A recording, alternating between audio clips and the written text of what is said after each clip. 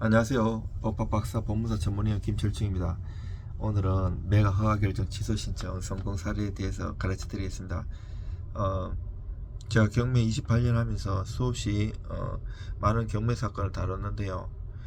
매각 불허가나 매각 허가 결정 취소 신청, 대응 감액 이런 것도 굉장히 최상위의 전문가의 영역이에요.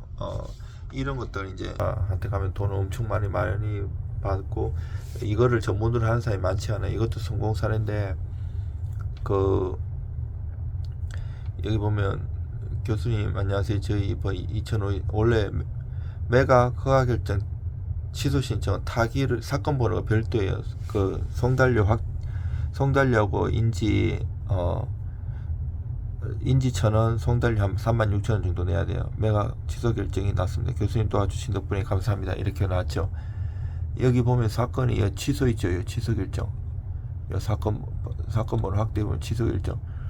요게 취소 결정이 8월 13일인데 지금 9월달이잖아요. 왜 8월달에 바로 안 했는가 하면 여기 확정되고 또 이게 바로 그날 올리고 싶었지만 그러면 또 혹시 해가 될까 싶어 가지고 다 확정되고 이럴 때 이제 올리는 거예요. 그리고 이게 굉장히 어려운 사건이에요.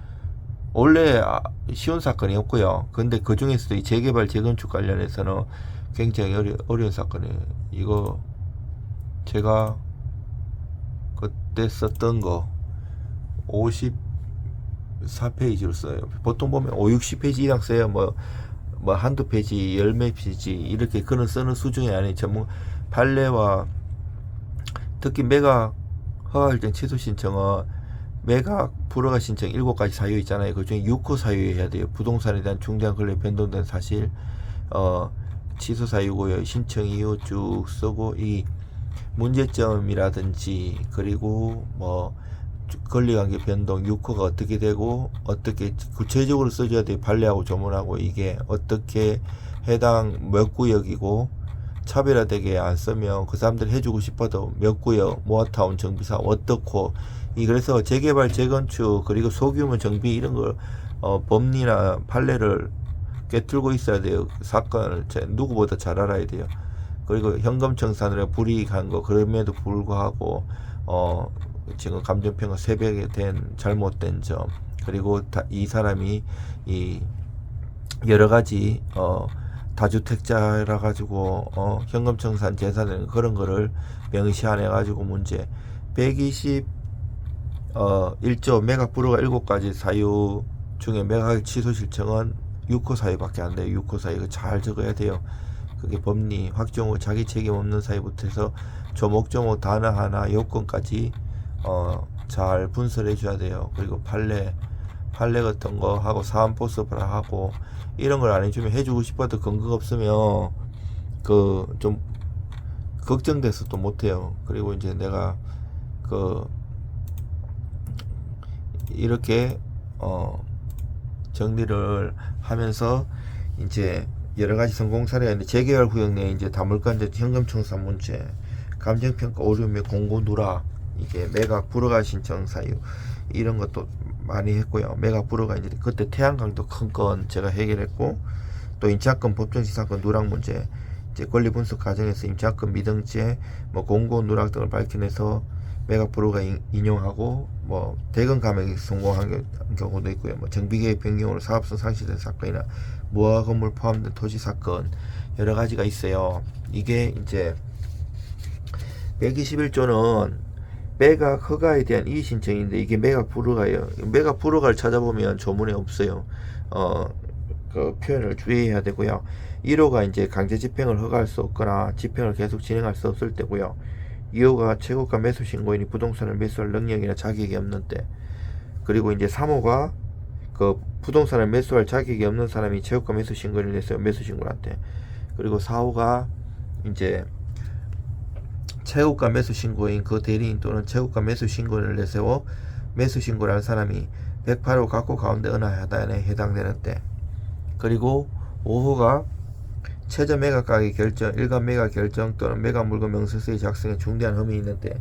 6호가 천재지변 그 밖에 자기가 책임질 수 없는 사유로 부동산의 현저하게 훼손된 사실 또는 부동산에 관한 중대한 권리관계가 변동된 사실이 경매 절차의 진행 중에 밝혀진 때 치료가 경매 절차에 그 밖에 중대한 잘못이 있는데 이제 127조 같은 경우가 매각 허가 결정 취소 신청인데 121조 아까 그 7가지 사유 중에 6호에 규정된 사실이 매각 허가 결정의 확정 뒤에 밝혀진 경우에는 매수인은 대금을 낼 때까지 매각 허가 결정 취소 신청을 할 수 있다 이렇게 돼 있어요. 이것도 적시항고 해갖고 가는 경우도 있고 여러 이게 이제 쉽게 얘기해서 내가 오늘 예를 들어서 만약에 그냥 수요일이라고 쳐요. 오늘 낙찰을 받으면 일주일 뒤 초일 불산임이기 때문에 목요일부터 계산하면 오늘 수요일이라면 다음 주 수요일, 만약 오늘이 목요일이라면 다음 주 목요일까지 매각 불허가 신청할 수 있는 거예요. 매각 불허가 신청했는데 안 됐다, 허가가 났다, 그러면 또 일주일 동안 적시항고 할 수 있어요. 요때 적시항고 할 때는 이게 옛날에 민사집행법이 2000년 초반에 전면 개정되기 전에는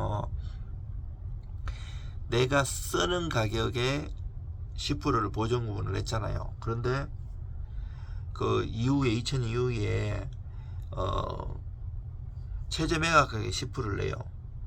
지금 입찰할 때 그렇게 하잖아요. 근데 문제는 여기서 매각 불허가 신청해서 적시항고 기간에 적시항고할 때는 또 플러스 지금 최저 매각 가격이 10%이고 2000년 이전처럼 내가 쓴 가격이 10% 또 내야 돼요. 그럼 20% 됐잖아요. 이게 이제 재판 과정으로 하는데 이 현금 공탁을 해야 돼 다. 그리고 이게 이제 가면 1심, 2심, 3심 하다 보면 이게 막 3년, 4년 될 수도 있고 짧게는 1년 가면 이자나 만약에 지면 몰치 공탁 돼버려요. 이 공탁이 2개, 3개 들어가요. 여기가 성질에 따라서는 이게 현금 공탁이지만 내가 보증하기 위한 보증공탁, 담보공탁이 들어가고 나중에 몰치되고 몰치공탁이 5가지가 있거든요. 변제공탁, 집행공탁, 보관공탁, 보증. 요거는 보관이고 보증은 아까 담보공탁 이거 하는 거. 그리고 몰치공탁이 5가지가 있어요. 2개가 들어가요. 그리고 근데 여기까지 하는 거는 121조에 아까 매각 허가 결정 이의신청 이 매각 불허가가 7가지 사유인데 요 일주일이 14일 지났잖아요. 그 다음에 매각대금 납부하라고 30일 기간 줘요. 이제 총 45일이잖아요. 요서 매각 대금 납부 기간 줄쓸 때 하는 게 매각 기간 취소 신청인데 뭐라고? 아까 121조 7가지 사유 중에 6호 사유밖에 안 돼요. 중대한 권리관계 변동이라든지 물리적 변 훼손, 막 벽이나 천장이 막 완전히 누수나 막 무너질 것 같은데, 그리고 뭐 태양광을 내가 인수할 줄 알고 토지를 허가도 되는 줄 알고 이미 그 강공세에 된다고 했는데 승계가 안 된다든지, 그러면 이 사람은 엄청난 문제가 생기잖아요. 그리고 이것처럼 만약에 재개발 재건축 이것 때문에 엄청나게 그 피를 주고 그 감정평가도 비싸게 했는데 이 다주택자고 이러면 현금청산 대상되거든요. 이게 재개발 재건축에 따라서 이게 현금청산 대상되는 걸 잘 알아요. 재개발 재건축도 다 깨고 있어야 돼요. 저는 법학 박사이기도 하지만 부동산 대학원도 다니고 그 유명한 건대부동산 대학원, 그리고 강의도 하고 배우기도 하고 여러 가지 하고 경매도 28년 했기 때문에 그리고 또 학자로서 대법관이나 그 부장판사님, 우리가 유명하신 분들 한국민사집행법학의 대법원에서요, 그 16층에서 정기적으로 논문 세미나도 하고 회의도 합니다. 그리고 논문도 많이 쓰고 제가 경매 관련해서 최근에도 3월달하고 6월달에 2번이나 냈어요. 그게 쉽지 않아요. 써보면 한 개 쓰는데도 몇 년 걸릴 수도 있어요. 평판도 되게 좋았고요. 저는 외국 사례나 이런 것까지 해가지고, 그리고 이런 게 있으면 사안 포섭을 엄청 잘해줘야 돼요. 이게 대충 써갖고는 해주고 싶어도 자기가 나중에 다른 이해관계인들이 이의 신청에 소송이 들어오기 때문에 못 해주기 때문에 그 담당하시는 그 계장님, 사무관님, 그 위에 사법보좌관님, 판사님들 잘 설득하기 위해서는 글을 정치하게 잘 써요. 심파주를 써갖고는 택도 없어요. 그 법리 이 사안하고 이 판례하고 이 조문하고 어떻게 맞고 정치하게 잘 써야 돼. 그것도 내용 한두 장 써갖고 안 되고요. 수십 장. 저는 50장에서 70장 이상 쓰고요. 비용은 변호사에 비해서 엄청 저렴하고요. 그럼 성공보수나 이런 거 10원도 안 받아. 이거 성공해도 10원도 안 받았어요. 밥도 하지 않아도 먹고. 근데 고맙다고는 했지만 한번 그래도 인사로 한번 안 쳐주는 게 조금 서운하긴 하더라고요. 이 방송 보시면 한번 찾아오세요. 밥은 제가 살게요. 그리고 대충 하면 안 돼요. 정말 그 실력이 있는 게 다 알아요. 그분들도 공부 많이 하시고 이러기 때문에 공무원들도. 그리고 손님 자체가 이미 경매를 고수들이기 때문에 저는 경매 고수들이 많아요. 그 거래처가 많아요. 그 사람들이 잘 알기 때문에 실력 없으면 맡기지도 않아요. 여러분들 힘내십시오. 의뢰 주시면 최선을 다해서 도와드리겠습니다.